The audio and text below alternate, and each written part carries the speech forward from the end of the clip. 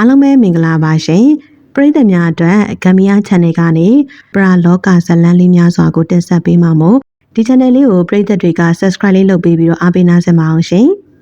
ဒီနေ့မှာတော့ပရိသတ်တွေအတွက်စာရေးဆရာမင်းရဲ့ကြော်ရဲ့မော်ဝင်တောင်ကြီးကြောင်မောင်းတီးဆိုတဲ့ဇလန်းလေးကိုတင်ဆက်ပေးတော့မှာဖြစ်ပါတယ်စီတောင်ကြီးရွာရောက်သွားတော့ကျွန်တော်တို့ရဲ့ချစ်မိတ်ဆွေကြီးကိုတင်မြတ်တို့မရှိကြဘူးဆိုတဲ့သတင်းကြားတဲ့အတွက်အမောဆူသွားခြင်းနဲ့ကိုတင်မြင့်မရှိလို့ကိုအောင်လှရှိရင်လည်းအဆင်ပြေပါတယ်။ဒါပေမဲ့သူတို့နှစ်ယောက်ဦးစီးပြီး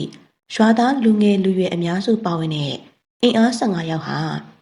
သူတို့ရဲ့ရှားတီဝါခုတ်ချိန်ဖြစ်လို့တောဝင်သွားကြကြောင်းအနည်းဆုံးတစ်လနီးပါးကြာပြီဖြစ်ကြောင်းရွာလူကြီးတကြီးမင်းအဘထုံပြောလို့သိရတယ်။အကိုတို့လိုက်သွားရင်ရတယ်လေတိတ်မဝေးတာ哦။ဟုတ်တယ်အဘထုံလိုက်တော့လိုက်ရမှာပဲ။တောပြစ်ချင်တာကြောင့်လိုက်ရတော့မှာပဲ။ကောင်းတယ်သူတို့ဘက်မှာဝါတော်တွေနဲ့အတူဂျေတို့တရေတို့လည်းပေါ်တယ်ချောင်းဘေးမှာရှိုရီမြောင်တွေလည်းရှိတာပဲတောင်ဆောင်မှာဝယုံကြီးတွေကလည်းကြီးမှကြီးပဲဝါမြစ်တွေကလည်းပေါ်တော့ဆက်ကလည်းကြိုက်ဝက်လည်းကြိုက်ကြတာပေါ့သူတို့ရဲ့စကြက်တွေပဲအဲ့ဒီတောင်ဆောင်တွေမှာစားခြင်းတွေလည်းရှိကြတယ်ဆိုတော့တားကောင်လည်းပေါ်တယ်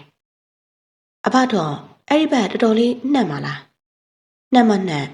အဘတို့ငယ်တော့ကဘာခုံရင်တောလေတာပဲ။ချောင်းကျိုးမြောင်ကြားအကုန်လုံးရှောက်တာပဲ။နေမရောကျန်းလာပါဟုတ်သားပဲမိနေတာ။ဒီနေ့တဝိုက်မှာနေထိုင်ကြတာဗမာတွေရှမ်းဗမာတွေအပြင်ဘာသာရေးထွန်းကားတဲ့နေမီတွေဆိုတော့ကျန်းတယ်လို့ပြောရမယ်။အမားရွှင်ရှိရင်တော့တောမောက်တာတို့တောချောက်တာတွေတော့ရှိတယ်။ဘယ်လိုပြောရမလဲ။ဂျာဟိန်တန်တွေတောစင်တန်တွေစုလာရင်အဲ့ဒါအမားရွှင်ပဲ။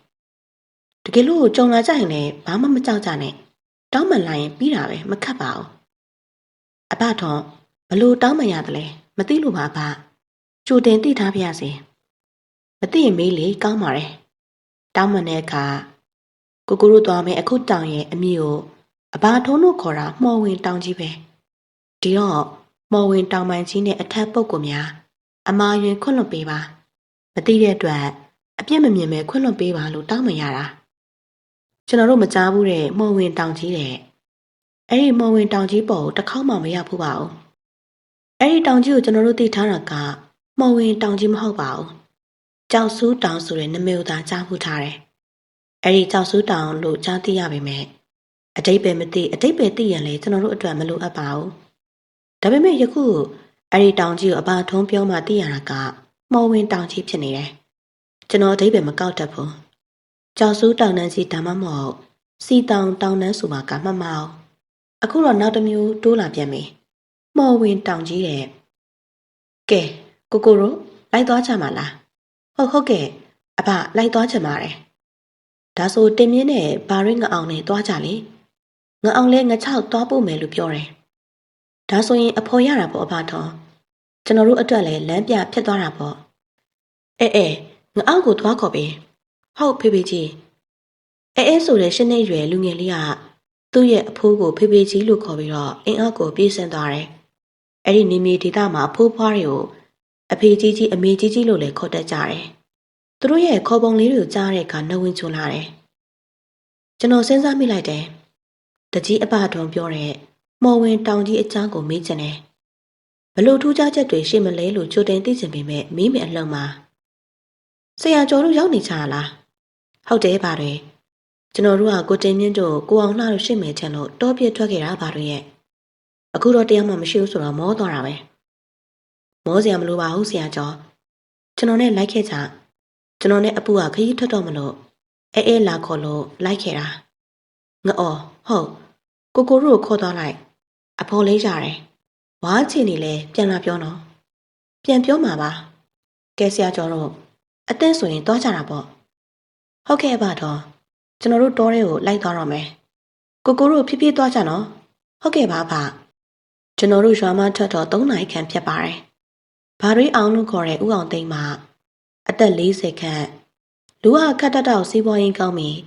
ဝါလုပ်ငန်းချိန်ဝါအခင်းချိန်အခင်းလုပ်တတ်သူရွာတကြီးဦးထွန်းရဲ့တူလဲတော်ဆက်တဲ့ပြင်အဘထုံးမှာတမီးတစ်ယောက်နဲ့မြေး3 ယောက်တမက်ဖြစ်သူကငှက်ဖျားနဲ့ကွယ်လွန်သွားတာက4 နှစ်ကျော်ခဲ့ပဲသမီးဖြစ်သူမနှမ်းမှုမှာတော့ ဦးစီးဦးဆောင်လောက်ကင်နေရတယ်။တော်လန်တိုင်းထွက်ခဲ့ကြရင်မှ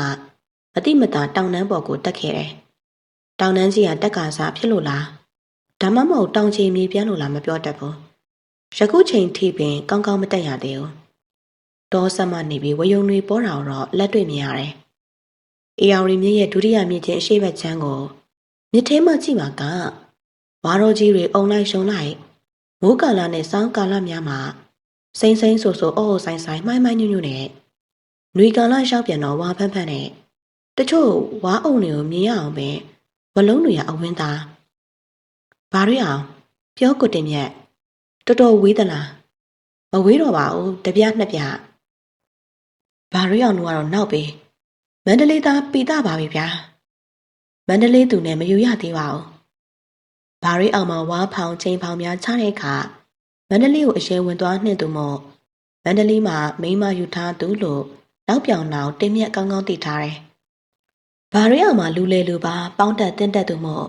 လူကြီးလူငယ်အရွယ်မရွေးခင်းကြတယ်။ကြောက်လဲကြောက်ကြတယ်။ကြောက်ချစ်ယူသေးလို့ဆိုရင်လည်းမမားပါဘူး။ကိုတမြက်ဟုတ်ကဲ့ပါရီကြားလား။ဗျာအေးဟုတ်ပါဗျာ။ဝါကုတ်တန်တွေရောက်ပြီပေါ့ပါရီဟုတ်တယ်။ကျွန်တော်တို့ကြားနေရတယ်။ဝါခုတ်တန်တွေချောက်သူတို့စကန်းချရာဖြစ်မဲလို့တွေးရင်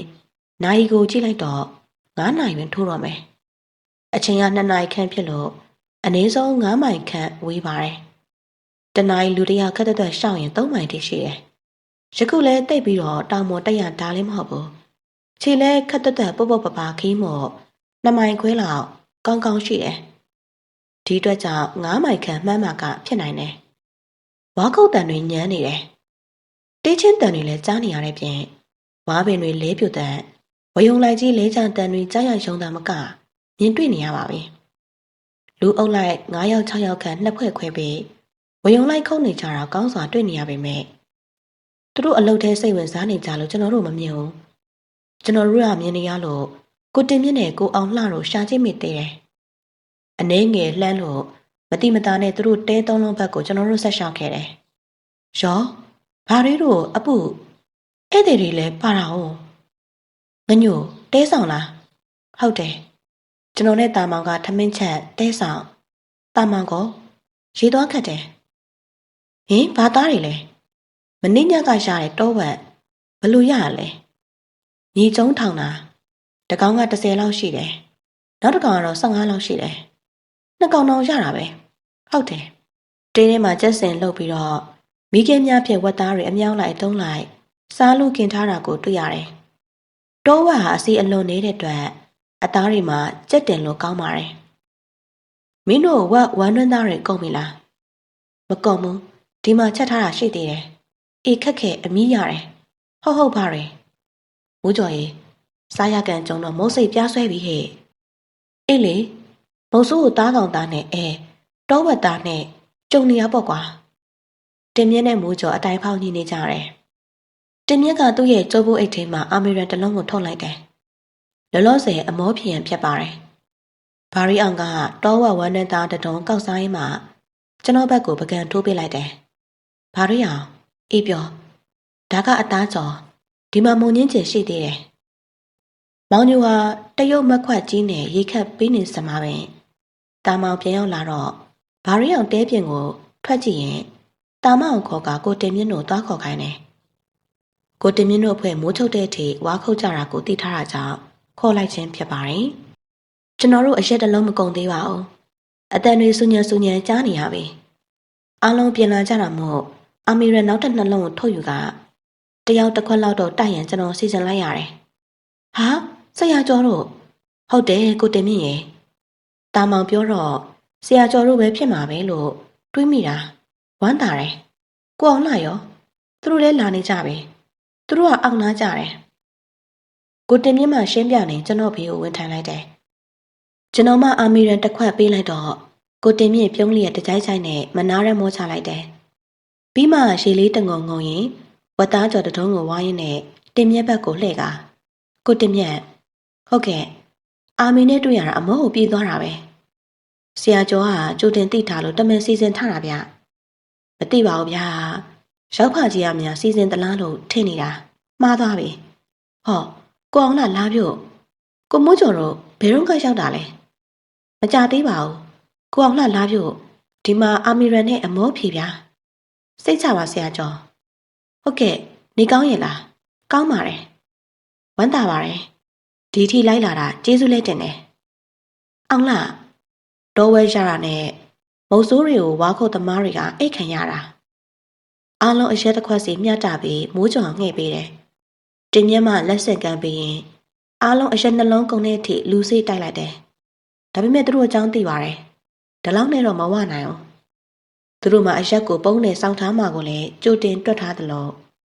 ဘာရိအောင်ရဲ့အလုပ်သမားအပုကလည်းပီနန်အိတ်ထဲမှာအရက်ပုံးပါလာတာကိုသိထားပြီးသားပဲတင်မြတ်ဟုတ်ပါတယ်ဝါချင်နေဘလို့လဲဘာရိကဘလောက်လူကလဲရသမျှရှူမှာတော်တော့ရသမျှသာရှူဘာရိအနည်းဆုံး10ဆက်ရမှာပဲအခုရော8ရုံလောက်ပြီးပြီကောင်းတယ်ရွာသားတွေမှာရေချိုးစင်းကြတယ်ကိုတင်မြင့်နဲ့ကိုအောင်လှပါရေချိုးသွားကြတယ်ဝါခုတ်ပြီးတော့ရေမချိုးပါကမဖြစ်ဘူးအလွန်ရားတဲ့အတွက်ရေချိုးစင်းကြရမိသားရေနဲ့မဝေးတဲ့ချောင်းထဲမှာအားလုံးရေချိုးစင်းကြတယ်သူတို့အဖွဲတွေရေသွားချိုးတော့လေတဲထဲမှာတိတ်ဆိတ်သွားတယ်တဲသုံးလုံးအနက်ဒီတဲဟာအကြီးဆုံးကြံတဲနှလုံးမှာညာပိုင်းလူခွဲအိတ်တဲ့တဲဖြစ်ပါတယ်ဒီတဲကြီးမှာထမင်းချက်တယ်စူပေါင်းစားကြစကားပြောကြနားကြတဲ့တဲကြီးအဲ့ဒီတဲက20ဝါခုတ်ရမှာစခန်းချတဲ့တဲကြီးလည်းဖြစ်ကြောင်းနောက်ပိုင်းမှာသိရတယ်ထမင်းဝိုင်းမစခင်ထပ်မံပြီးတော့ကချင်ရက်ဖြစ်အိတ်ခံကြတယ်ကျွန်တော်တို့အာမီရန်ကိုနောက်မှတောက်ရင်ကိုတင်မြင့်ကစီစဉ်တယ်ဒီစခန်းမှာကိုတင်မြင့်မှာဥဆောင်သူဖြစ်ပါတယ်ကိုအောင်လှကလည်းကိုတင်မြင့်အားကိုးရတဲ့ဒုတိယခေါင်းဆောင်ကောင်းတစ်ယောက်ဖြစ်ပါတယ်ကျွန်တော်တို့တောလေလာစဉ်ကိုတင်မြင့်နဲ့ကိုလှအောင်တို့နှစ်ယောက်အမြဲလိုက်ပါတက်တဲ့အတွက်အလွန်စိတ်ချရတဲ့အားကိုးရတဲ့ရွာသားခေါင်းဆောင်နှစ်ဦးပင်ဘာတွေအောင်ပါလာတဲ့ငရမ်းချပုတ်နဲ့လည်းကတွင်တွေ့နေကြတယ်ထမင်းစားကြတော့တောဝက်သားဟင်းတွေအကျော်တွေအပြင်ကင်မလင်းချင်းရီမှာတောက်လို့ကောင်းတယ်ငရမ်းချောက်ရဲ့အလေးရိုးဖြစ်ချင်းရီဟင်းဖြစ်တဲ့အတွက်အရသာပြေးဝလာတယ်ကျွန်တော်တို့ထမင်းစားပြီးတဲ့အခါစကားဝိုင်းစားကြပါပဲအခုမှပင်တောလေရင်စီစဉ်ကြတယ်စောစောကလေးကဒီညတောမလဲဘူးကိုတင်မြင့်ကိုပြောခဲ့တယ်ဆရာကျော်ဟုတ်ကဲ့ဒီညတောမပြစ်ပါနဲ့မနှက်ပြန်လည်းမပြစ်နဲ့ညပိုင်းမှပြစ်ကြမယ်ဗျာဒီလိုပါဒီတောင်ကမှော်ဝင်တောင်ချင်းနောက်ဒီနေ့လာပြည့်နေ့လည်းဖြစ်တယ်ဒါကြောင့်တောမပြစ်ဖို့တားထားတာစိတ်မရှိပါနဲ့ဟာဗျာကိုတင်မြင့်ကြီးကလည်းကျွန်တော်တို့ကဒီတော့ဒီတောင်ကြောင်ဖေးသိမလဲဗျကောင်းတာပေါ့စိတ်မဆိုးပါဘူးဗျာ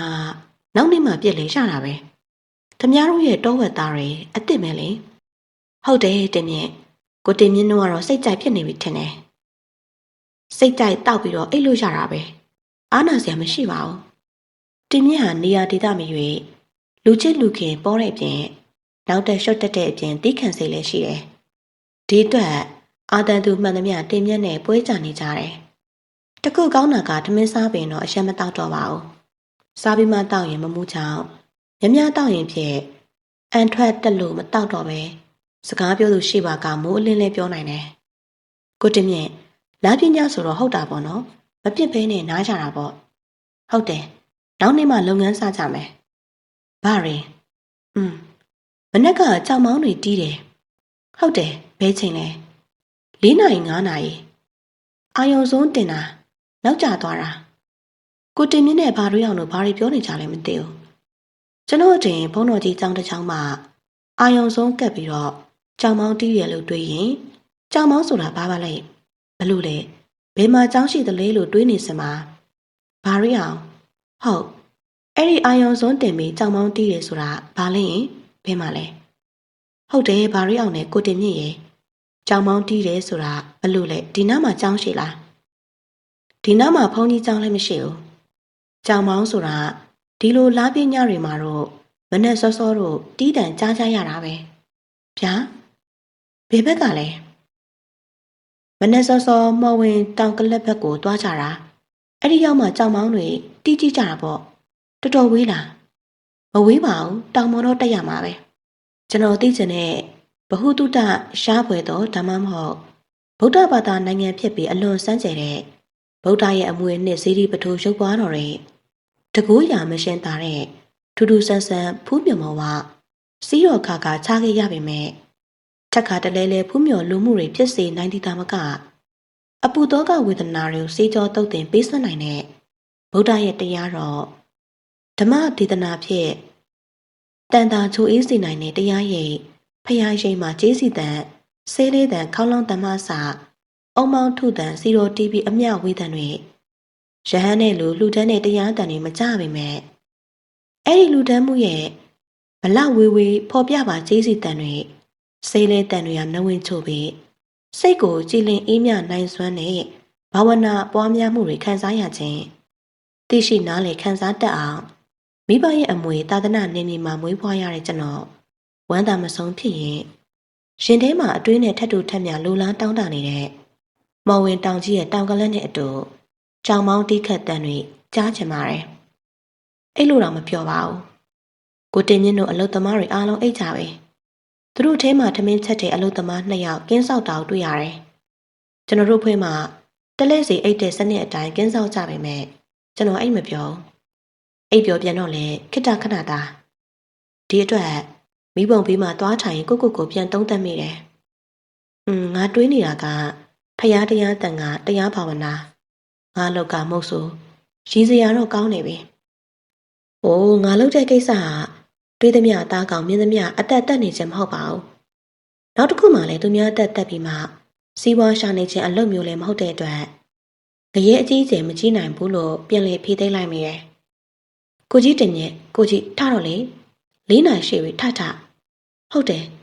ဆရာကျော်တို့နူးနေတာလားဟိုမှာမီးလုံနေတယ်မင်းတို့စားစရာဘာလုပ်ထားလဲကောင်းချင်းချက်ချတယ်ကောင်းတယ်ကိုတင်မြင့်နဲ့အဖွဲသားတွေနိုးပါပဲအားလုံးကောင်းချင်းချက်စားကြတယ်ကျွန်တော်တို့3ယောက်နဲ့ကိုတင်မြင့်ကိုအောင်လှပြင်ဦးအောင်သိန်းဆိုတဲ့ဘာတွေအောင်အပူလူ9ယောက်ကမော်ဝင်တောင်ဆောင်ဝါရုံးမှစတင်ထွက်တော့4 နာရီခွဲနေပြီဖြစ်ပေမဲ့အာယုံအလင်းကကင်းကင်းရှင်းရှင်းမသိသေးလို့အလင်းရချိန်မှာကိုတင်မြင့်ရဲ့မီးတုပ်ကြီးကလင်းနေတယ်လို့အပုမှလည်းမီးတုပ်လည်းပါနေတယ်။အော်တင်မြင့်နဲ့မိုးကျော်ရဲ့ဟုတ်ကဲ့ဆရာကျော်လမ်းမှာဘာကောင်းမဲတွေ့မပြစ်နဲ့နော်။အားလုံးလွတ်ပေးလိုက်ကွာ။စိတ်ထဲမှာဘီးမဲလွတ်တယ်ပေါ့။ဟုတ်ကဲ့ပါ။ကျွန်တော်တို့ကလူလန်းသေးသေးတောင်ဆောင်ဘေးအတိုင်းဆက်တက်ခဲ့တယ်။ဒီတကားတက်ရတာကတိတ်တော်မပြည့်ဖြစ်ဘူး။တောနေငယ်မက်ဆောင်နေတယ်။တချို့ကြောက်တုံးကြောက်ခဲတွေဖြစ်လို့အမြင်ပိုင်းရောက်လေကြောက်တောင်ကြီးဖြစ်လေအတက်ရခက်လာလေဖြစ်ပါတယ်။တခုတော့ရှိတယ်။ကြောက်တောင်ကြီးကိုပတ်တက်ရပေမဲ့တောင်ကြီးရဲ့မဆောက်မှုဘေးမှာကတ်တက်ရလို့ခက်ခဲပေမဲ့ထိုတောင်ကြီးရဲ့မဆောက်မှုနဲ့စန့်ကျင်ဘက်ရှိုးကြီးမှာတဖြည်းဖြည်းနက်နက်ရှိုင်းကြောက်ကပန်းကြီးဖြစ်လာတယ်။အဲဒီကြောက်ကပန်းကြီးဟာရှေ့ဘက်မှာဖြစ်လို့အာယုံအချင်းလင်းကစလာပြီးမို့အရှိဘက်ကိုလှမ်းမြော်ကြည့်လိုက်တဲ့အခါတိမ်ပြမှိုင်းပြမှာနီရဲတောက်ပမှုအလင်းရောင်ဗရံများခဲကြီးရဲ့အရှိန်တွေရောထွေးလာတော့အပြာရင့်တဲ့အရှောင်းနဲ့အနီရင့်ရောင်ရောထွေးမှုနှစ်ခုကြားမှာလှပလုံးနဲ့အနီတန်းကြီးတွေဖြောင်းထွက်နေတဲ့အလင်းရောင်တစ်ဝက်ကထက်မြက်တွေ့ရပါပြီ။ဆရာကျော်ကိုတင်မြင့်ပြောရောက်တော့မယ်။အာယုံလေးလာပြီဗျ။ဟုတ်တယ်။မြင်လေးတက်ကြတာပေါ့။ဟုတ်ကဲ့ကိုတင်မြင့်နဲ့ကပ်ပါလာတဲ့တင်မြင့်ကလည်းတနက်ကိုပြောင်းအောင်စိုက်ပြီးလွှဲရင်တားကောင်ပြရင်လုံးဝစိတ်မကူးတော့ပါဘူးကျွန်တော်တို့လည်းတနက်တွေလွှဲရင်တောင်ကလပ်ကိုအဆက်မပြတ်တက်နေတယ်တောင်ကလပ်ဆိုလို့သာနားရကြရတယ်ဘေးပုံဘေးနည်းမသိပါဘူးစက်တက်ရင်မှလေအေးတန်ဟာမခံတာဘူးလို့ထင်ရတယ်ထိုလေအေးတွေကြားမှာတိုးနေရမှလေနူအေးမဟုတ်တဲ့နှွေးထွေးတဲ့လေနေပူရန်အောက်မှာတိုက်ခတ်တဲ့လေပူလို့နွေးတွေ့လေကလေးကြောင့်အေးကြဘလို့ပြောက်သွားတာမသိရတော့ကိုတင်မြင့်ဟုတ်နွေးလာတယ်နော်နွေးတယ်မော်ဝင်တောင်ကလပ်ပေါ်ရောက်နေတာပဲဂူထဲရောက်တော့မှဒီတကွေးဆိုရင်မော်ဝင်တောင်လှိုင်ဂူထဲကိုရောက်ပြီကျွန်တော်ဟာဘေးမှာရှိနေကြောက်တောင်ကိုကြည့်လိုက်ပါတယ်ကြောက်သားတွေကအေးဆက်နေတယ်လက်နဲ့စမ်းကြည့်တဲ့အခါမှာတော့အေးပြီးတော့လက်နဲ့ခွာလိုက်တဲ့အခါမှာလက်မှနွေးတယ်လို့ခန်းစားရတယ်။ထီတော့အေးမလာတော့ထူးတယ်။တောင်အောင်ရောက်မှအာယုံအလင်းကအပေါ်ကိုမီးနဲ့ထိုးပြတယ်လို့အောက်ခြေအလင်းတက်အလှနဲ့ပနာရနေတယ်။ဆရာကျော် ဟုတ်ကဲ့ရောက်ပြီဒါမော်ဝင်တောင်လှိုင်ကိုဆိုတာလားဟုတ်တယ်ကိုတင်မြင့်အထဲမဝင်ဘူးလားဝင်ပါဘာဖြစ်လို့မီးငိမ့်တာလဲအထဲမှာအလင်းရှိတယ်ကျွန်တော်သဘောပေါက်လိုက်ပါတယ်အထဲမှာအလင်းရောင်တန်ပြန်ဒါမှမဟုတ်ကြောက်ကူကြီးထဲမှာတခြားအလင်းရောင်တွေရှိနေမယ်လို့ကျွန်တော်တွေးပြီးအဲ့ဒီကြောက်ကူပေါက်ပေါက်ကိုတွားလိုက်တော့အလင်းရောင်တစ်ဝက်ကိုမြင်တွေ့ရတယ်ထိုအလင်းရောင်မှာကျွန်တော်တို့အပြင်မှာမြင်တွေ့ရတဲ့ရောင်နေဦးစီးစာလို့တော့နီးကျင်ကျင်မဟုတ်ပါဘူးဝေလာတော်ရာပမှာအေးမြတဲ့အလင်းရောင်မှာတော့ဝါတာတာနဲ့လင်းလက်ဖြူဖွေးနေတဲ့အသွင်ဖြစ်ပါတယ်ကျွန်တော်တို့အထဲကိုဝင်ရဟန်ပြနေစမှာပင်အံ့ဩဖွယ်ရာအတန်တွေထွက်ပေါ်လာတယ်ကျွန်တော်တို့အားလုံးအံ့ဩသွားကြတာကအမှန်ပဲဖြစ်ပါတယ်ထိုအတန်မျိုးတကားမှမကြားခဲ့ဘူးပါဘူးတဒုံဒုံတဝူဝူနဲ့အာယုံစွန်းတင်ပြီဗျာစွန်းတော်တင်ပြီဟုတ်လားဆရာကျော်အထဲဝင်ကြမယ်ဆရာကျော်ဒါမော်ဝင်တောင်ကလတ်ဒီလိုင်ကူကမော်ဝင်တောင်လှိုင်ကူဖြစ်တယ်အထဲဝင်ဖို့ကိုတင်မြင့်ကပြောနေစဉ်အတန်နားထောင်ရဲ့ဘာတွေအောင်မှရှင်းပြလိုက်တယ်ဒီအတွက်ကြောင့်ဒုံကနေအတန်ရဲ့နောက်မှာလှိုင်တန်တဝူထွက်ပေါ်လာတယ်တပံဒေါင်ဒိန်စတဲ့ထူးဆန်းတဲ့အတန်တွေနဲ့အတူလှိုင်တန်တွေအဆက်မပြတ်ပါဘူးတနည်းပြောရရင်အဲ့ဒီမှာတစ်ချက်ထွက်ပေါ်လာတဲ့အတန်မှာတံပြန်ပဲ့တင်တန်တွေသာအဆက်မပြတ်ထွက်ပေါ်နေတယ်ဆရာကျော်လက်နှိပ်တမီထိုးမလားကောင်းသားပဲကိုမိုးကျော်အထဲဝင်လိုက်အလင်းရတယ်မစိုးရိမ်နဲ့လင်းပါတယ်အော်ဟုတ်သားပဲတော်တော်လင်းသားပဲဗျကိုတင်မြင့်ဘသူတီးနေရလဲဗျကျွန်တော်တို့လည်းဘဲသိမှလဲကြားတာကြားဖို့တာဒီတိရောက်ဖို့တယ်ဆိုရှောက်ဖို့တယ်ဒါပေမဲ့တခါမှလူမတွေ့ဘူးပုတ်ကိုထိုးကြီးတွေရှိတယ်ဆိုတာပဲကြားဖို့တာကျွန်တော်စက်မမေးတော့ဘူးကိုတင်မြင့်ဦးဆောင်ဝင်တဲ့အတွက်ကျွန်တော်ကတ်လိုက်ခဲ့ပြီးနောက်အတန်တွေကြားနေမှုအတွက်ထူးဆန်းပေမဲ့အဲ့ဒီကြောက်ကူကြီးတွေမှာဝက်ဝွန်ကြီးတွေအင်းငန်းမူကြီးတွေနေတက်ကြောင်တွေးမိကပတ်ဝန်းကျင်ကိုတတိမလွတ်စေရန်စိတ်ကိုလည်းထိတ်ရတယ်ဆရာကျော်ဟုတ်ကဲ့ကြောက်စိုးပြောင်းမြန်စပြီဗျာဘာတွေဒီမှာကြည့်လေကြောက်စိုးပြောင်းမြန်တွေကိုတင်မြင့်ကင်ပြလို့ကြည့်လိုက်တဲ့အခါမှန်ပါတယ်ကြောက်လိုင်ကူကြီးရဲ့အပေါ်မိုးနေရမတစ်ဆင့်အောက်ဘက်မှာကျွန်တော်တို့နင်းထားတဲ့ကြောက်သားမြေဘက်ကိုတွဲလွဲစိုက်ကြနေတဲ့ကြောက်စုအချွန်နဲ့အမိုးမတွက်ကြနေတဲ့အဲ့ဒီကြောက်စုအချွန်ကြီးမှာကအရင်ဟာလူတစ်ဖက်မကကြည့်ပြီးရေလက်မျိုးအောက်ဘက်ကိုတွေ့တန်းကြနေပုံမှာတစ်ပင်အမြင့်တွေလည်းမြေကြီးတွေကိုဆင်းသက်သွားသလိုအရင်ကတုတ်ပြီးအဖျားကချုံနေတာကအံ့ဩစရာပင်ဖြစ်ပါတယ်ဟာကြောက်စုကြီးတွေအများကြီးပါလားကြည်စမ်းမအောင်ဗျာလှလိုက်တာကျွန်တော်ဒီတစ်ခါပဲတွေ့ဘူးသေးတယ်ကြားတော့ကြားဘူးပါတယ်လက်တွေ့ဆိုရင်ဒီတစ်ခါပဲကိုတင်မြင့်ရဲ့ကျေးဇူးပါပဲဗျာကျွန်တော်မြင်တွေ့သမျှကြောက်ဆူးကြီးတွေမှာအတော့ကိုများတယ်တခုထက်မှန်တူးတာမှာအလေတက်တက်မှာတော့တိတ်မများလာပါဘူးအသွေးသွေးအတန်းတန်းကြနေကြတာကတော့အဲ့ဒါလိုကြောက်ဆူးပြောင်းပြန်တွေကြည့်ရင်ဆက်ရှောင်နေပေမဲ့အတန်တွေမှကြားနေရစေကျွန်တော်တို့အလေလောက်ရောက်ပြီလို့ထင်ရတဲ့အခါအတန်တွေကကျွန်တော်တို့ရဲ့နောက်ဘက်ကလိုလိုဘေးကလိုလိုကြားနေရပြန်တယ်ဘသူတွေတီးခတ်နေပါလဲမိနေတာဆရာကျော်ဟောဒီကြောက်စိုးပြောင်းမြန်တွေကိုထုကြည့်ပါလားဗျာဒီမှာကြည့်အတန်ကျဲကြီးကြားလိုက်ရတယ်ကျွန်တော်တို့အားလုံးဆက်ရှောင်လေအလင်းရောင်မှာပုံမလင်းလက်လာလို့ဖြစ်ပါတယ်အပြင်မှာလည်းမိုးလင်းပြီအပြင်ရဲ့အလင်းရောင်တွေဘယ်နေရာကဝင်လာတယ်လဲမသိပါဘူးကောင်းစွာလင်းနေလို့အရာအလုံးတွေ့နေရတယ်တချို့ကြောက်စိုးကြီးတွေကကြောက်ဆက်ရှည်တွေတစ်စက်တစ်စက်ကျနေလို့ကြောက်ဆက်ရည်ကြားတဲ့ကြောက်သားမြေပြင်မှာအခွက်ကလေးဖြစ်က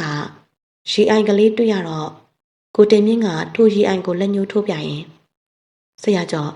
ဒါကြောက်ဆက်ရည်လည်းဟုတ်တယ်ကြောက်သွေးဆိုလည်းမှန်တယ်တောက်ကြည့်အေးဆက်ပြီးတော့ယောဂဗေယကင်းတယ်ကျွန်တော်တို့ဘိုးဘွားတွေ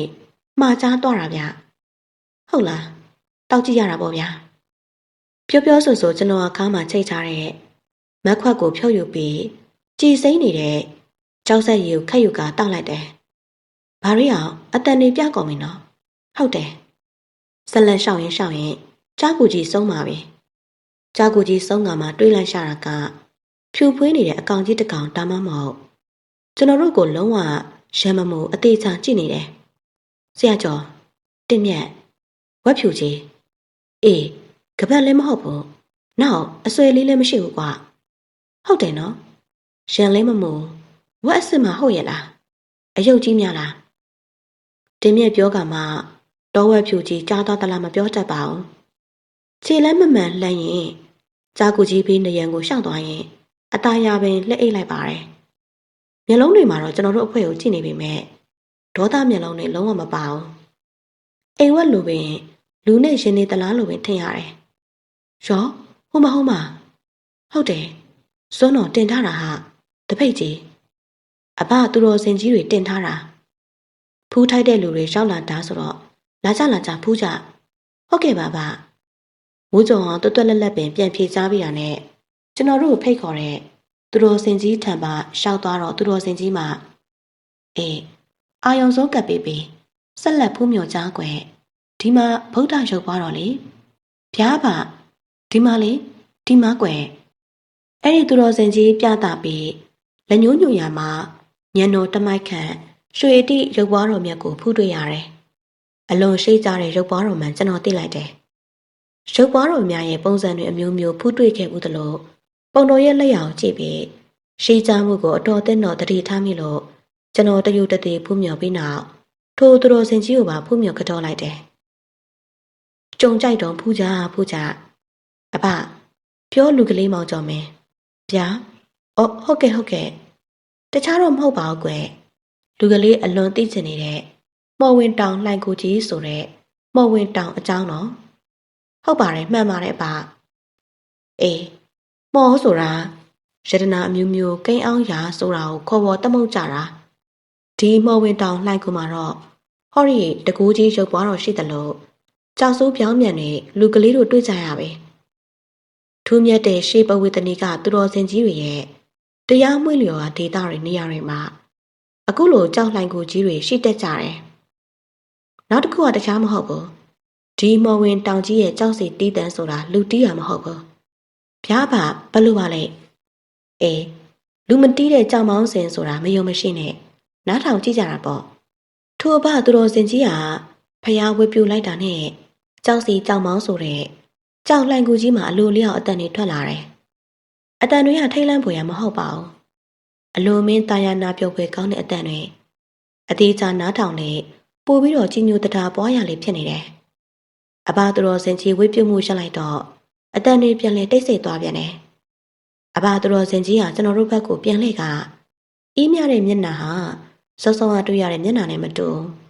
ပုံမနုနေတဲ့အပြင်ဝင်းလက်တောက်ပနေတယ်စောစောကတွေ့ရတော့အသက်80 90ရွယ်အခုတွေ့ရတာကအလွန်ဆုံးရှိလာမှ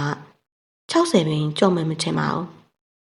တဖန်ကြောက်တုံးပေါ်မှာတင်ထားတဲ့ရေတစ်ခွက်ကိုယူလိုက်တယ်ထိုရေခွက်မှာအပြည့်ခွက်ကကြေးဖလားဖြစ်နေတယ်ရွှေရောင်ထနေတယ်အဲ့ဒီကြေးဖလားထဲမှာတောက်ရအပြည့်ကဲရေတောက်ကြဥအောင်သိန်းတောက်ဟုတ်ဥအောင်သိန်းခေါ်ဘာရိအောင်ဟာရေတောက်လိုက်တယ်တဝက်ခန့်ကြံလို့ကျွန်တော်ပေးလိုက်တယ်ကျွန်တော်တို့ရေတဝက်ကိုတောက်ရန်ပါဆက်အဝရောက်တော့ရေကအပြည့်ဖြစ်လို့ကျွန်တော်အကုန်တောက်ရန်စဉ်းစားပြီးတော့တောက်လိုက်တယ်လူကလေးမကုန်နိုင်ပါဘူးမောင်ကျော်မင်းနောက်လူကိုပေးပါကွယ်ဗျာကျွန်တော်ပြုံးလိုက်မိတယ်ကျွန်တော်ရဲ့စိတ်ကိုထိုးဘားကတိနေမဟုတ်ပါလားကျွန်တော်မှရေဖလားကိုတင်မြင့်ကိုပေးပါတယ်ကိုတင်မြင့်မှတစ်စိမ်ကိုအောင်လာအဲ့နောက်မိုးကြော်အောင်နဲ့တင်မြင့်နောက်ဆုံးတော့အပူတောက်လိုက်တဲ့အခါမှာရေကအမှန်ပင်ကုန်သွားတယ်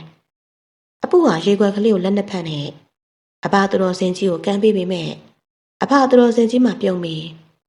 ရေကုန်သွားပြီလားအပူကုန်ပါပြီအဘမကုန်ပါဘူးကြည့်ပါဦးအဲ့ဒါမခန်းတော့ရဲ့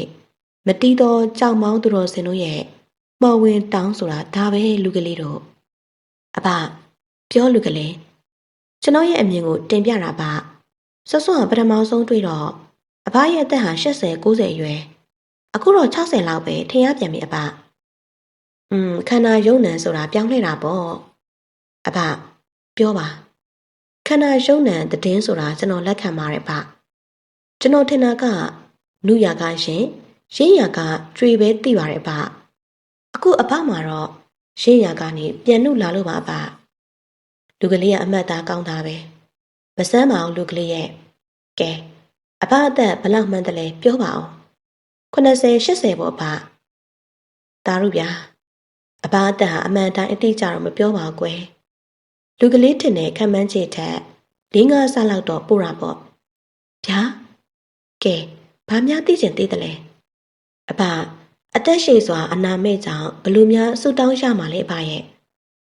ဆူတောင်းလို့ဘဲရမလဲကွယ်ကိုရိုင်းကြင်ကြံအားထုတ်မှပဲရှာမှာပဲလူကလေးတို့လည်းအချိန်ရောက်တဲ့အခါ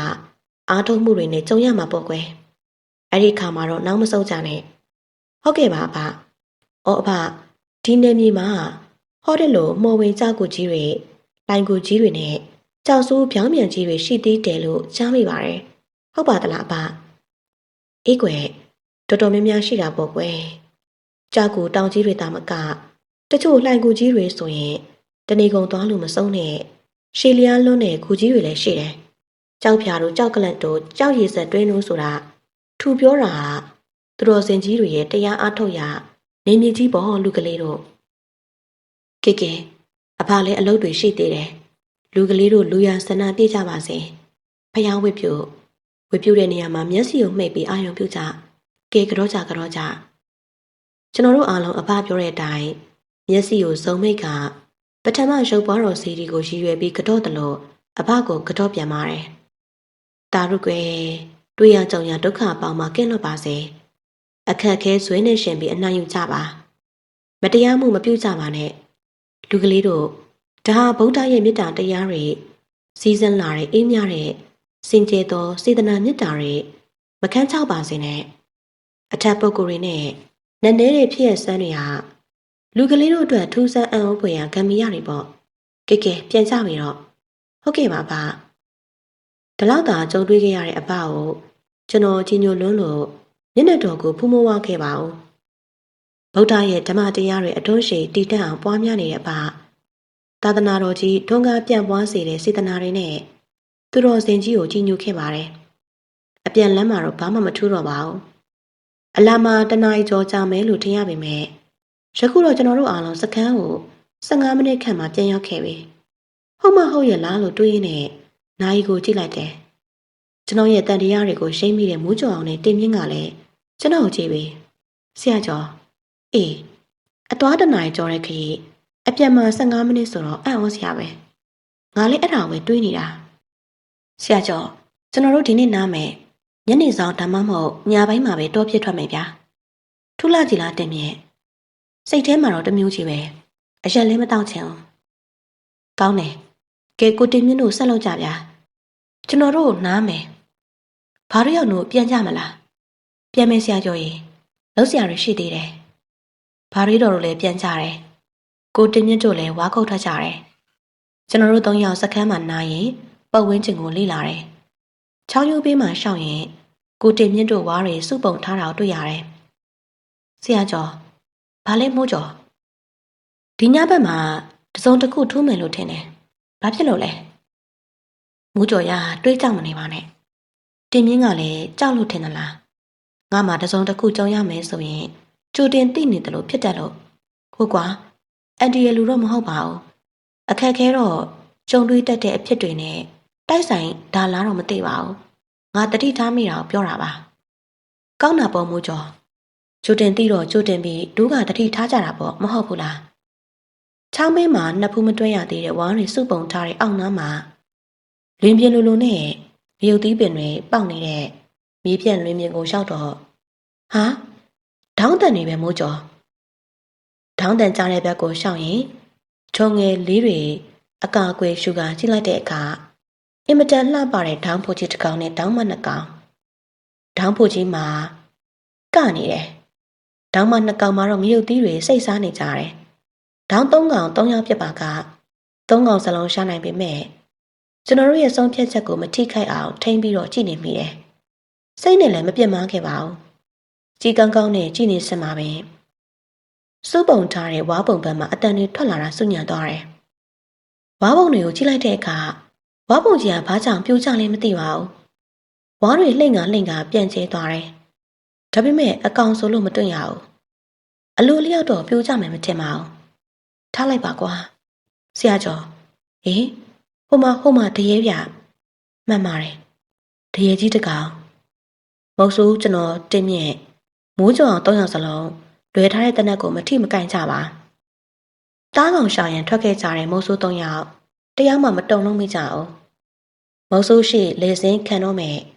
တရေပူကြီးဝဝဖေးဖေးတားကောင်ကိုကျွန်တော်တို့မပြစ်ခတ်ပဲကြည့်နေအောင်တရေကြီးမြင်သွားတယ်တရေကြီးကျွန်တော်တို့ကိုပြုံးကြောင်ကြောင်နဲ့ဦးကောင်းထောင်လျက်စိုက်ကြည့်ရင်တလန်းချင်းပင်အောက်ဘက်ရှုဘက်ကိုထွက်သွားပါပဲဦးတောင်း၃ကောင်တရေတစ်ကောင်တို့ကိုမပြစ်ဖဲနဲ့လှုပ်ပေးလိုက်တယ်မိုးကြော်နဲ့တင်မြင့်ဟုတ်ကဲ့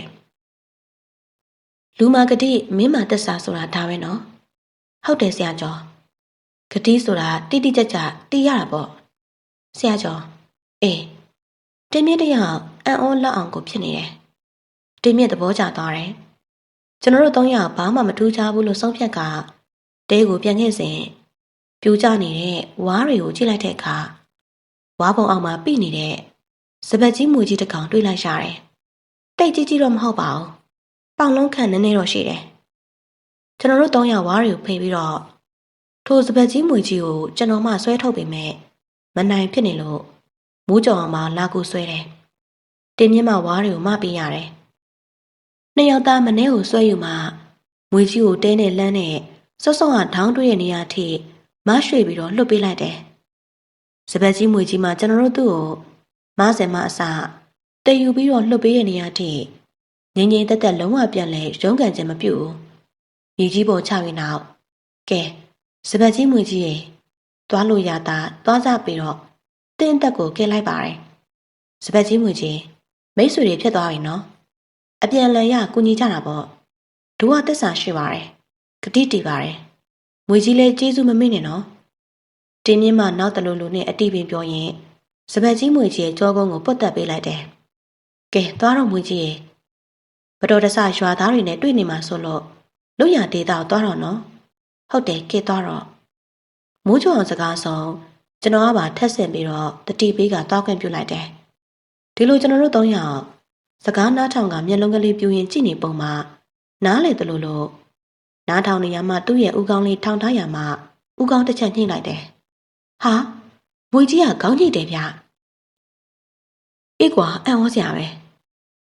တင်းမြင့်မှမွေကြီးခေါင်းညိတ်လိုက်တာကိုဖွင့်ပြောသလိုမိုးကြော်အောင်မှလည်းအံ့ဩချောင်းပြောနေတယ်ကျွန်တော်တို့၃ယောက်စလုံးမွေကြီးခေါင်းညိတ်တာကိုကောင်းစွာမြင်တွေ့ရလို့တန်တော်ဖြစ်နေစဉ်မွေကြီးကခေါင်းပြန်ထောင်ကသူ့ရဲ့ပါးစပ်မှာရှာကလေးထွက်ပေါ်လျက်ကျွန်တော်တို့နှုတ်ဆက်နေပုံရှာတယ်တို့နှုတ်ဆက်နေရဲကွာဟုတ်တယ်ကဲသွားတော့နော်ဟုတ်ဟာအိုးဟောဗျာကျွန်တော်တို့၃ယောက်တန်တော်ဖြစ်နေစမှာပဲမွေကြီးကရှူတောင်ဆောင်ဘက်ကိုတရွရွထွက်သွားပြီကျွန်တော်တို့စကားမပြောနိုင်ကြငိုင်ပြီးတော့ကြည့်နေစမှာပဲမိုးကြောင်ထမ်းမှထွက်ပေါ်လာတဲ့စကားတန်ကြားရမှတတိယမိတော့တယ်လူစကားပြောတဲ့မွေကြီးအသက်ရှည်ပါစေအေးဟုတ်တယ်သူတော်ကောင်းမွေကြီးအသက်ရှည်ပါစေဗျာမွေသူတော်ကောင်းကြီးရေလူသူတော်ကောင်းတွေနဲ့တွေ့ကြလို့စိတ်ချမ်းသာကိုယ်ချမ်းသာလူရသွားနိုင်ပြီနော်မွေကြီးထွက်သွားပါပြီကျွန်တော်တို့ကိုတက်ကဲခြုံပြီးအရာတစ်ချက်ခေါင်းထောင်ကကြည့်ရင်ဥကောင်းထောင်လျက်တောထဲကိုတိုးဝင်သွားပါပဲမွေကြီးတိုးဝင်နေပုံကိုကောင်းစွာတွေ့မြင်ရခြင်းမရှိတော့ပေမဲ့တက်ကဲပင်တွေလှုပ်နေတော့တွေ့ရတယ်ဆရာကျော်မွေကြီးတက်ကဲခြုံတိုးပုံကတစ်မျိုးချီပဲအေးဟုတ်တယ်မိုးကျော်ငါပြောမလို့မွေတိုးတာနဲ့မတူစင်တကောင်ဒါမှမဟုတ်ကျွေးကြီးတကောင်တိုးနေတယ်လို့ပဲဆရာကျော်မွေကြီးမဟုတ်ပါမလားတင်းမြင့်လဲမတင်ကတော့မတင်ငါဆရာမမြင်တွေ့နေရတဲ့ကျွန်တော်တို့၃ယောက်စလုံးငေးနေမိအောင်ထူးခြားနေတယ်အဲ့ဒီထူးခြားတဲ့ကျွန်တော်တို့နားထဲမှာအတန်တစ်ခုကြားနေရတယ်ထိုအတန်ဘသူတွေပြောပါလဲ၃ယောက်စလုံးအတန်မမြည်ပဲအတန်ထွက်ပေါ်မလာပဲနားထဲကိုလေးတန်လေးနဲ့တီးတိုးပြောတယ်တင်းမြင့်နဲ့မိုးကျော်ဟုတ်ကဲ့ဆရာကျော်အတန်တန်ကြားတယ်နားနောက်ကက်ပြောတယ်လို့ပဲမင်းတို့ကြားသလားငါတော့ပီပီတက်တက်ကိုကြားလိုက်ရတယ်ကွာကျွန်တော်တို့လည်းကြားတယ်အေးဘသူ့မှမပြောနဲ့နော်ဒီညကိစ္စဟုတ်တယ်အေးတော်ပြီစကန်းပြန်မယ်ကျွန်တော်တို့စကန်းပြန်ရောက်တော့ကိုတင်မြင့်တို့အားလုံးထမင်းပင်စားပြီးကြပြီကျွန်တော်တို့အတွက်လည်းထမင်းနဲ့အရက်အသင့်ပြင်ထားလို့အရက်တော့မတော့ပါဘူးထမင်းပဲစားလိုက်တယ်ကိုတင်မြင့်နဲ့ကိုလှအောင်ဟုတ် ကျွန်တော်တို့ပြက်ခတ်ဖို့နေရာရှာပြီးပြီညနေဆောင်ဒါမှမဟုတ်ညပိုင်းပြက်ကွင်းရွေးခဲ့ပြီးပြီဗျဘယ်နားမှာလဲအောက်ဘက်ကကတွတ်မြောင်ဘက်လားဗျဟုတ်တယ်ဈေးဖြူသီးတွေနဲ့ဂုံမင်းတွေခရစ်တွေပေါ်တယ်ဗျရောခုတ်တာပဲအခုစားတဲ့ဂုံမင်းတော့ကအဲ့ဒီမြောင်ကခုတ်ထားတာပဲကျွန်တော်တို့၃ယောက်ပဲသွားမယ်ဟာမဟုတ်တာကျွန်တော်နဲ့အောင်လာပါလိုက်မှာပေါ့ညနေစာစောစောစားပြီး9ယောက်သာထွက်ခဲ့တယ်တဲစခန်းနဲ့မဝေးပါဘူးနေ့လေကမွေကြီးလွတ်ခဲ့တဲ့နေရာနဲ့ဆိုရင်ပို့ပြီးတော့နီးပါတယ်ကျွန်တော်တို့နေရာယူတဲ့အကာအကွယ်မှာကျုံငုတ်ကြီးတွေထိုးထိုးထောင်းထောင်းနဲ့အဲ့ဒီကျုံငုတ်ကြီးတွေဘေးမှာနေရာယူလိုက်တယ်အချိန်မှ9နိုင်ခွဲသာရှိသေးတဲ့အတွက်တောချက်တွေပင်စုညံတန်မကြရသေးဘူး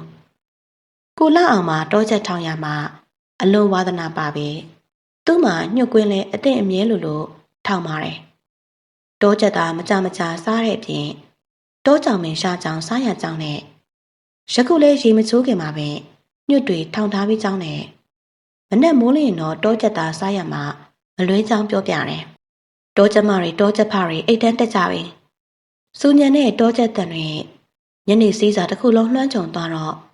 ကျွန်တော်တို့မိုးဆိုးအကြိုက်တွေ့ရတယ်အเจ้าမှာအဲ့ဒါလိုတောချက်တွေဂျိုးငှက်တွေနဲ့အတူတခြားသောချင်းငှက်တွေစူညံတန်ကြားရရင်သားကောင်ကြီးတွေဆင်းမယ်လာကြမိသားကိုတင်မြင့်ရေဟုတ်ဒီဘက်မှာတောမို့ဆိုကြားတန်တွေကြားသလားဗျဝါခုတ်တဲ့လူအုပ်ရှိမှတော့ကြားလာမလားကောင်းတယ်ဗျတိတ်ကောင်းတယ်ကျက်တစ်တော့တစ်ခါလာတတ်တယ်ကျက်တစ်လာတာလေတောချက်ကိုလာချောင်းတာမိုးချုပ်တာနဲ့တိတိတတ်တာမှောင်ကျလာတယ်အเจ้าမှာအနောက်ဘက်တောင်တန်းကြီးကမော်ဝင်တောင်ကြီးကားစီးထားလို့အနောက်နေဝင်သားနဲ့အမောင်တို့ကအလူရက်တိုးဝင်တည်တာတပံကျွန်တော်တို့နေရာယူထားတဲ့ကျုံငုတ်တွေရဲ့အရှိဘက်ရှိုးချောင်းရှိတဲ့အတွက်ပို့ပြီးတော့မှောင်နေတယ်တစ်တူးငှက်လေးတွေអော်နေတယ်တဖြောက်ဖြောက်အတန်တွေလည်းကြားနေရတယ်ခြေတန်းပြနားထောင်ကျွန်တော်နားရဲကိုခြေတန်းနဲ့ထပ်တူကြားမိတယ်လို့အတန်မှာတောဘက်တကောင်ရဲ့မီးရိုက်တန်လို့ကြားလို့တင်မြင့်ကိုနားထောင်လို့တတိပေးလိုက်ခြင်းဖြစ်ပါတယ်ဟုတ်တယ်ဆရာကျော်တောဘက်ရှုမိုးကြောင်တံမှာတိတ်ဆိတ်ပေးပါဆိုတဲ့တတိပေးအချက်ပြလိုက်တယ်လို့တောဘက်ရဲ့မီးရိုက်တန်ကြားရတဲ့ချောင်းမေးရှူနဲ့ချောင်းကြီးပန်းမှာပင်ထမှန်ကြားတဲ့ခြေတန်းနဲ့အတူကြားလိုက်ရတဲ့အတန်ကြောင့်ဝမ်းသာသွားတယ်ဆက်ကြီးရဲ့နှာမုတ်တန်လမ်းလျှောက်တန်နဲ့ဂျေးချတန်တွေကိုကြားနေရတယ်ဆက်အကောင်မတွေ့ရတယ်လို့တောဘက်လည်းမတွေ့ရအောင်ဒါပေမဲ့အတန်ကြားတာနဲ့သားကောင်မှန်သမျှတိပြီးသားမိုးစိုးလုံးတက်လည်းပြန်တွက်ကြည့်ပါတောမျိုးတောင်းတွေ့ရှုံနဲ့မြိုင်ဝဲတောပြစ်တယ်တောမောင်းတယ်အန်ဒီရဲ့အမျိုးနဲ့လည်းကြုံစုံကြောဖြတ်ခဲ့ရတယ်ကျွန်တော်တို့စောင့်ကြည့်နေကြတယ်အတန်ကြားတဲ့နေရာနဲ့ကျွန်တော်တို့မဝေးပါဘူးစောင့်နေသူတွေအတွက်အားတက်စရာအတန်တွေအဓိကပြစ်လို့ရဆက်ဒုတိယတောဘက်အခုတော့ပထမနဲ့ဒုတိယနှစ်မျိုးစလုံးတွေ့ရတော့မယ်ပြေးရတော့မယ်ဖြစ်လို့ကျင်းနေနေတာကတော့အမှန်ပဲဆောင်ရဲချိန်တွေကကုန်ခဲ့ပါတယ်နိုင်ဝက်ခံမှာအခုတော့တနိုင်မကအတန်တွေသာကြားရပြီးအကောင့်ထဲမပေါ်လာလို့တန်ရဖြစ်ရတာနဲ့ကျွန်တော်ဟာထိုင်ရမှထားလိုက်တယ်စက်တန်နဲ့တောဝက်တန်ကြားရဘက်ကိုလှမ်းမြော်ကြည့်လိုက်တယ်လာတချမ်းပဲကြောင်အလင်းမပေးတာဝူဒူဝါတာတိတ်ရိတ်တွေရလဲအတားစီအကာအကွယ်တွေကြောင့်မထေရှားတဲ့တောတန်းဘက်စိတ်ကမှန်းပြီးကြည့်လိုက်တယ်ထူတော့မထူဘူးလို့ထင်ကမှရှုတတိထားကြဟိုမှာဆရာကျော်နောက်မိုးကျော်အောင်ဟိုမှာဆိုပြီးကြည့်လိုက်တော့ကျွန်တော်နောက်ဘက်မှာဒေါ်စင်ကြီးတကောင်မဲကျုပ်တလှုပ်လှုပ်နဲ့ရှေ့တိုးနေတယ်ကျွန်တော်ပတ်ဝန်းကျင်မှာကျုံငုတ်ကြီးများထိုးထောင်ရှိနေတဲ့အတွက်အာကိုအားထားဖြစ်တယ်လို့တင်းမြေအောက်ဘက်ဟာတောစင်ကြီးပဲကွာမိုးကျော်မင်းရဲ့ဘယ်ဘက်မှာတောဝက်ဆရာကျော်ပြောကိုတင်မြေကျွန်တော်တို့မီးတုပ်တွေပါတာပဲမင်းကြီးလိုက်ကြရအောင်နေအောင်တတိတော့ထားကြကျုံငုတ်တွေရှိတယ်တိတ်အေးမချင်ဘူးဒီတော့ကတောစင်မရှိတာဘယ်ကနေဘလို့ရောက်လာလဲစင်မဟုတ်ဘူးထင်တယ်ဆရာဒါဆိုဘာဖြစ်မှာလဲတောင်းမောက်နေပြီထင်တယ်မဖြစ်နိုင်တာဘလို့လုပ်ပါလေတောစင်တွေဆိုတာအန်ဒီရဲ့ကြီးလာတယ်အခုတော့လူတွေနေတဲ့တဲကိုအန်ဒီရဲ့မပြုတ်ကျွန်တော်တို့တောပြုတ်ဖွဲ့ကိုတောစင်3ကောင်မှဝိုင်းထားတာကတန်တော်ဖြစ်နေရတဲ့အပြင် မတော်တဆတောစင်မဟုတ်ပဲတထုပ်လုံးကြီးမှာတစ်ဆွဲစင်တွေဆိုရင်လည်းအခက်ရောဒုက္ခပဲဆရာကျော်ကြီးတောစင်ကြီးတွေနဲ့မကြောက်နဲ့ကိုလာအောင်မစိုးရင်ပါနဲ့ပြောတာပြောရတယ်ကျွန်တော်လည်းစိုးရင်စိတ်တွေလွန်ကဲနေတာကအမှန်ပဲအားကိုးစရာဆိုလို့ကျွန်းငုံများတာရှိတယ်တနက်နဲ့ဖြစ်ဖို့ကလည်းမဖြစ်နိုင်ဘူးစင်သုံးကောင်ရဲ့အော်ဟစ်တန်ကအချက်ပေးလိုက်သလားဒါမှမဟုတ်တကောင်အော်လို့နောက်နှစ်ကောင်မှလိုက်အော်နေသလားမသိတော့ဘူးကိုတင်မြင့်ပြောကိုလာအောင်ချီးပါချင်တယ်ဗျာရှုအဲ့ဒါကြောက်ချီးလို့ခေါ်တယ်ဗျာဘောင်းမီတဲ့ထွက်ကုန်မင်းထင်တယ်အနက်ရတယ်လို့ပဲရောကိုတင်မြင့်ကြီးကလည်းနောက်လိုက်တာတင်မြင့်ကနောက်တာနောက်နေရတယ်စိုးရင်ထိတ်လန့်နေတာကတော့အမှန်ပဲကျွန်တော်တို့၃ယောက်လိုပဲကိုတင်မြင့်နဲ့ကိုလှအောင်ကလည်းကြောက်ရွံ့ထိတ်လန့်တုန်လှုပ်နေကြတယ်တင်မြင့်နဲ့မိုးကျော်ဟုတ်ကဲ့အေးအချိန်နေမကောင်းမှုကွာတတိထားမိုးစိုးထိုင်တာအသိပြင်ကြပြစ်မလားဆရာကျော်ပြစ်တင်ပြစ်မယ်ဒီလိုပြောနေစင်မှာပဲဒေါ်စင်၃ကောင်ရဲ့အဝိုင်းခံထားရတဲ့ကျွန်တော်တို့ဘက်ကိုစောစောပထမအောင်ဆုံးတောဝက်တန်ကြားရပြီးနောက်ဆက်တန်ထွက်လာတဲ့ကျွန်တော်တို့မွေကြီးလွတ်လိုက်တဲ့ဘက်မှာထိုးဆန်းလွန်းတဲ့အတန်တွေတဝဝဝုံနဲ့ဆရာကျော်42မောင်းတန်တွေပြဟိုမှာကြည့်ပါအောင်အပင်တွေဆွဲမွေပြီးကျွန်တော်တို့ဘက်ကိုလာနေတယ်မိုးကျော်မင်းဘက်ကစင်ကြီးကိုကြည့်ပါအောင်ကွာရှေ့တောင်တိုးနေတယ်လို့ပါပဲအตาနေမလုံနဲ့ဒေါ်ကြီးတတော်လုံးစုညံလာပြီကျင်းငက်တွေထပြန်ကြသလားတောကောင်လေးတွေပြေးလွှားတန်တွေစုညံပါလျက်ထိုတောစင်၃ကောင်မှမလုံမရှက်နေရွက်ခတ်ပြီးတော့စူးစူးဆိုင်တိုက်ခိုက်တော့တယ်ဆရာကျော်ပြောမိုးကျော်နားထဲမှာကြားခဲ့တဲ့အတန်နဲ့မှတ်မိသလားအော်ဟုတ်ပါကွာဟုတ်တာပေါ့အေးဟုတ်ပြီမှန်တာပေါ့နေ့လေဟာကျွန်တော်တို့၃ယောက်စပတ်ကြီးမွေကြီးကိုကဲခဲ့စဉ်ကမွေကြီးမှပြောသလားဒါမှမဟုတ်တောဆောင်တောင်ဆောင်များလားမသိဘူးကျွန်တော်တို့၃ယောက်နားကိုတူတူကလေးပြောခဲ့တဲ့စကားကိုအခုမှပင်ပြန်လဲတတိယကြားမိလိုက်တယ်အန်ဒီရေဆိုးတွေ့မယ်မကြောက်နဲ့ခေါ်လိုက်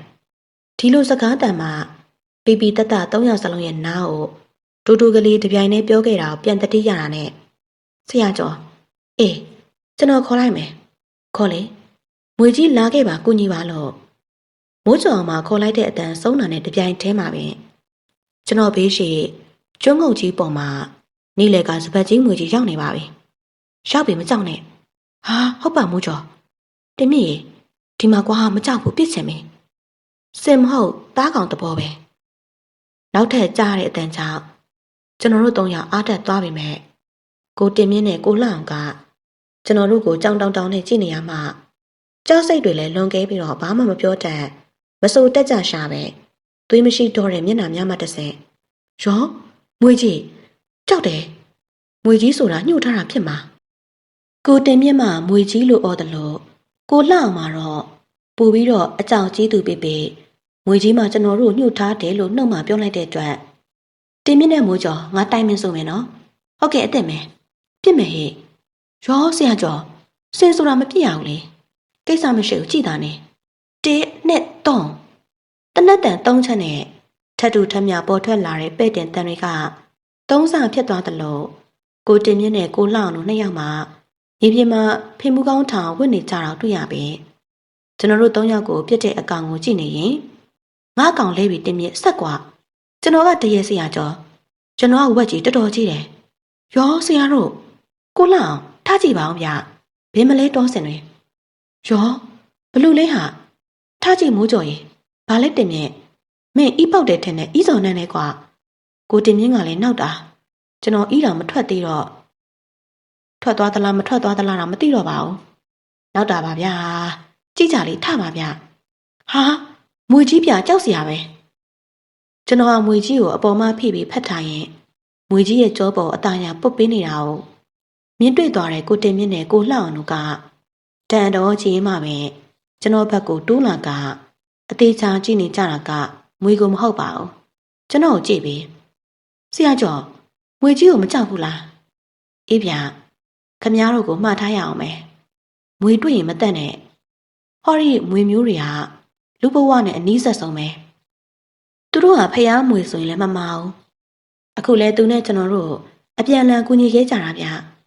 တယောက်ကျေးဇူးတယောက်သိနေကြတယ်ကျွန်တော်တို့ရဲ့စိုးရင်စိတ်ကြောင်ရုံစိတ်တွေပျောက်သွားအောင် ။ "तू ကကူညီတာဗျ။ရောအံ့ဩစရာပဲ။ဆရာကျော်တို့စကားကိုကြားရတာအံ့ဩစရာပဲ။ဟုတ်တယ်။ကိုတင်မြတ်နောက်တာကျွန်တော်တို့ပြစ်လိုက်တဲ့တားကောင်တွေထံကိုဦးကျော်အောင်နဲ့တင်မြတ်တို့နှစ်ယောက်သွားကြည့်ကြတယ်။အားလုံးစုံပြီးတော့ပြန်ကြားဖို့ဆုံးဖြတ်ရင်မှကျွန်တော်တတိယပြီးတော့ကဲသူတို့ကောင်းကြည့်ရင်ပြန်တော့နော်။နောက်တစ်ခုဟော်ရီဝါခုတ်တဲ့ဖွဲ့ကိုကူညီပေးပါ။အနောက်ရှက်ကအောင်ဆောင်ရွက်ပေးပါ။တောင်ပေါ်ကအဖမှားချလိုက်တာကိုဟော်ရီသူတို့ကောင်းကြီးသိလို့ကျွန်တော်တို့ကိုလိုက်လံစောက်ရှောက်တဲလို့ကျွန်တော်တို့မှတ်ယူထားပါတယ်။အော်ကိုတင်မြင့်နဲ့ကိုလောက်ရင်ဟုတ်ခမရတို့ဂတိတစ်ခုပေးကြဗျာ။ပေးပါတယ်ပြောပါ။ခမရတို့အဖွဲအားလုံးတော့ဟုတ်မွေသားမစားရအောင်မွေမတက်ရအောင်မွေဥတွေနဲ့အတိုက်တွေတွေ့ရင်လည်းကွင်းရှောင်ကြပါမဖြတ်စည်းကြပါနဲ့ဂတိပေးနိုင်မလားပြောပါဂတိပေးပါတယ်ကိုလောက်အောင်မှတက်တက်ကြွကြွဂတိပေးတယ်သူမျက်နှာမှာလည်းစောစောရလို့ဖြူပက်ဖြူမဟုတ်တော့ဘူးပြုံးလျက်ဂတိပေးပေမဲ့ကိုတင်မြင့်ဘာမှမပြောသေးဘူးဒီလိုမပြောတဲ့ကိုတင်မြင့်ကိုငွေကြီးမှဥကောင်းထောင်လည်းအသေးစားစိုက်ကြည့်လိုက်တော့ရောဆရာကျော်တောင်ပေါ်ကအဖနဲ့ငွေကြီးတို့တောင်းမှန်တယ်ကျွန်တော်နောက်ဘယ်တော့မှမတက်ပါဘူးမစားတော့ပါဘူးတောင်းမှန်ပါတယ်ဗျာခမရတက်စားဘူးတယ်ပေါ့စားဘူးတယ်ငွေကြီးပါးစပ်မှာထွက်ပေါ်လာတဲ့စကားတန်ကြောင့်ကိုတင်မြင့်တယောက်အလွန်ကြောက်သွားရှာတယ်လက်အုပ်ချီပါးစပ်တုပ်ပြီးတောင်းမှန်နေတာကိုကျွန်တော်မြင်တွေ့ရတဲ့အခါမှာစိတ်မကောင်းဖြစ်မိကသူတော်ကောင်းကြီးရဲ့ဟောရီမော်ဝင်တောင်လိုက်ကိုနဲ့မော်ဝင်ဖူးဖူးတို့ပါတောင်းမှန်ပါတယ်တခါမှမိတာခွင့်လွှတ်ပါနောက်ဘယ်တော့မှမတက်ပြတ်မစားတော့ပါဘူးလို့ဂတိပေးနေပါတယ်ခွင့်လွှတ်ပါခွင့်လွှတ်ပေးပါနော်ငွေကြီးရဲ့ဦးကောင်းဟာထောင်နေမြဲထောင်နေရမှာမတုံမလုံတွေ့ရတဲ့အတွက်ကျွန်တော်စိုးရိမ်မိပေမဲ့ကျွန်တော်မျက်စိထဲမှာခွင့်လွှတ်တတ်တဲ့အပြုံးတွေကိုမြင်တွေ့ရပြီးနောက်နားထဲမှာထပ်မံကြတာကကျေးဇူးတင်ပါတယ်ခွင့်လွှတ်ပါတယ်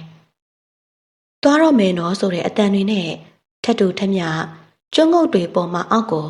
တဖြည်းဖြည်းရှောဆင်းရင်းမှကိုတင်မြင့်ပေါင်ပေါ်တက်ခါကြော်ဖြတ်ဆင်းသွားပါပြီ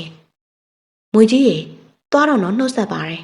။တင်မြင့်မှနှုတ်ဆက်တယ်လို့ကျွန်တော်နဲ့မိုးကြော်အောင်မှနှုတ်ဆက်လိုက်ကြတယ်။မွေကြီးဟာနေ့လယ်ကလိုတော့မဟုတ်တော့ဘူး။အမောင်လွမ်းနဲ့တောတန်းကြီးကိုရောက်တာနဲ့ပျောက်သွားပါပြီ။ဆရာကျော်မွေကြီးကခွင့်လွှတ်လား။ခွင့်လွှတ်ပါတယ်ကျွန်တော်မှားသွားပါတယ်။စိတ်မပူနဲ့တော့ကိုတင်မြင့်အခုမှပဲအပူလုံးကျသွားတယ်။ကျွန်တော်တို့ကိုတင်မြင့်ကိုကြည့်ပြီးပြုံးလိုက်မိတယ်။ကိုတင်မြင့်ခမညာတကယ်ပင်စိုးရိမ်မှုပူပန်မှုတွေနဲ့ရောတော့ပြီးကြောင်ရွံထိတ်လန့်တုံလုံးနေရှာအောင်မြင်ရတဲ့အခါကျွန်တော်တို့တနာမိတယ်။ကျွန်တော်ပြောလိုက်မှပဲသူခမညာတက်တာသွားတယ်။ကဲပြန်ကြစို့ကိုမိုးကျော်ဟုတ်ကဲ့အရက်နည်းနည်းတိုက်ဗျာ။ရတာပေါ့ဗျာ။နည်းနည်းမဟုတ်ဘူး။မြတ်မြတ်တောက်လိုက်စိတ်ပြေသွားတာပေါ့။ကျွန်တော်တို့စခန်းကိုပြန်ခဲ့ပါပြီ။ပြက်ခတ်ထားတဲ့တားကောင်တွေကိုမိုးလင်းမှကောက်တော့မှဖြစ်လို့အေးစစ်စစ်ပြန်ပြီးတဲနာအရောက်မှကြားလိုက်ရတဲ့ကြောင်မောင်းတီးတန်တွေကြောင့်ကျွန်တော်တို့ခြေတန်းတွေရက်တန့်သွားပြီးမော်ဝင်တောင်ကြီးဘက်ကိုမျက်နှာမူရင်လက်ဆယ်ပြားထိတ်မှမိုးလိုက်ပါတယ်။ထိုတောင်ပေါ်ခက်မှန်းပြီးကတော့နေချိန်မှာရောင်နေတန်းလို့အလင်းတန်းကထွက်စာပြုတ်နေပြီ။ဒီလိုအလင်းရောင်တန်းလာတဲ့အာယုံဥမှာမော်ဝင်တောင်ကြီးပေါ်ရှိထူးဆန်းလုံးနဲ့မော်ဝင်တောင်လှိုင်ကိုရှိကြောက်စူးပြောင်းမြန်တွေထမ်းမှပင်လေကြောင်မောင်းတီးတန်တွေအမြဲကြားနေရသလားကျွန်တော်မသိပါဘူးကိုလှအောင်နဲ့ကိုတင်မြင့်တို့ပြောတာကတော့ပေါ်ဝင်တောင်ကြီးကြောင်မောင်းတန်ကလားပြေလားကွယ်ညရီသားကြားဘူးချောင်းသိရပါမယ်ဒီနေ့လားပြေကျော်တရက်ထိကျွန်တော်တို့ကြားရခြင်းအတွက်မော်ဝင်တောင်ကြီးကြောင်မောင်းတီးတန်တွေနဲ့ထက်တူထက်မြတာတို့ခေါ်ဆိုလိုက်မိပါတော့တယ်ပရိသတ်များရှင်နောက်ရက်တွေမှာလည်းကျမတို့ရဲ့ channel ကနေဇလန်းကောင်းများစွာတင်ဆက်ပေးသွားမှာဖြစ်ပါတယ်အခုလိုမျိုးအားပေးနားဆင်တဲ့အတွက်လည်းကျေးဇူးများကြီးတင်ပါတယ်ရှင်